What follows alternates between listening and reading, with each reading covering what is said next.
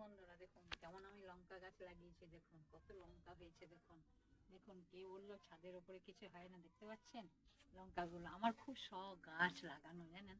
নিচে না ছাগলে নষ্ট করে দিচ্ছে, তাই আমি এখানে এই টবের মধ্যে দেখুন এইভাবে কেমন লঙ্কা গাছগুলো কত সুন্দর লঙ্কা হয়েছে দেখুন এটা। এরপর আপনাদেরকে বেগুন দেখাবো। এই যে দেখুন বেগুন কেমন সুন্দর বেগুন হয়েছে। ওটা 5-6 ধরেছিল, কিন্তু বান্দরে এখানে নষ্ট করে দিয়েছে, তাই আমি এখানে মশারিটা রেখেছি। এই তো দেখুন কেমন বেগুন হয়েছে ছাদের উপরে। এটা 2-1 দিন পর এটা তুলতে কুলোবে। আবার দেখুন এখানেও তাই, এখানেও দেখুন একটা সাদা হয়েছে, আর একটা দেখুন এই তো এইগুলো এগুলো বাঁদরে নষ্ট করে দিচ্ছে। এরপর এখানে দেওয়া আছে, এখানে দেওয়া আছে দেখুন পালং, এর মধ্যেও দুটো পালং দেওয়া আছে। এরপর বেগুন গাছ লাগিয়েছি। এরপর দেখুন এখানেও পালং দিয়েছি, এখানটা দেখুন এখানেও পালং দিয়েছি অল্প জায়গার ভেতরে। এরপর দেখুন পুনকা শাক কেমন ফেলেছি, দেখুন পুনকা শাকগুলো দেখুন কেমন পুনকা শাক দিয়েছি। কে বললো ছাদের উপরে হয় না? এর তলাতে টালি দেওয়া আছে, টালির পর মাটি দেওয়া আছে, মাটির পর গোবর দেওয়া আছে, তাই দেখুন এখানে পুনকার বীজ ফেলেছি। ওখানটা দেখুন ওখানটা পালং, আর একটু এখানটায় দেখুন এখানে এখানে কিন্তু ধনে পাতা লাগিয়েছি, এইভাবেই দিয়েছি ধনে পাতা। আমার খুব শখ গাছপালা লাগানো, কিন্তু কি করবো, গাছপালা লাগানোর তো একটা জায়গার প্রয়োজন, জায়গা নেই। একজন আমাকে প্রশ্ন করলো ছাদে হয় না, এখন কে বললো হয় না?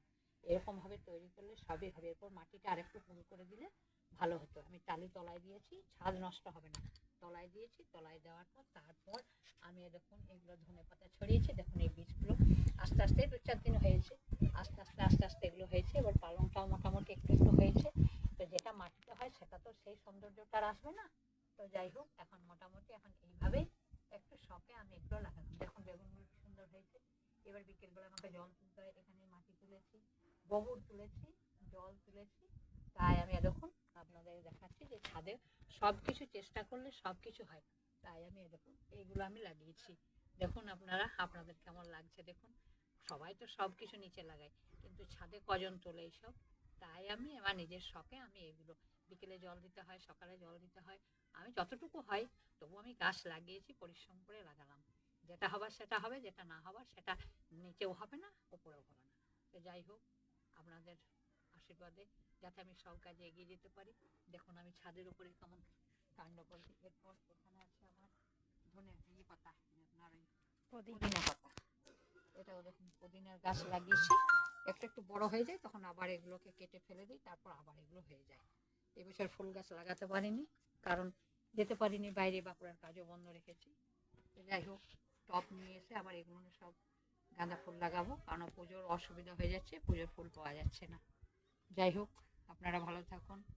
ভিডিওটা যদি ভালো লাগে লাইক কমেন্ট শেয়ার জানাবেন। আর যাদের যাদের পছন্দ পালং শাক, পুনকা শাক, যদি আপনাদের প্রয়োজন হয় আমাকে কমেন্টে জানাবেন, আমি অবশ্যই দিয়ে আসবো। নমস্কার।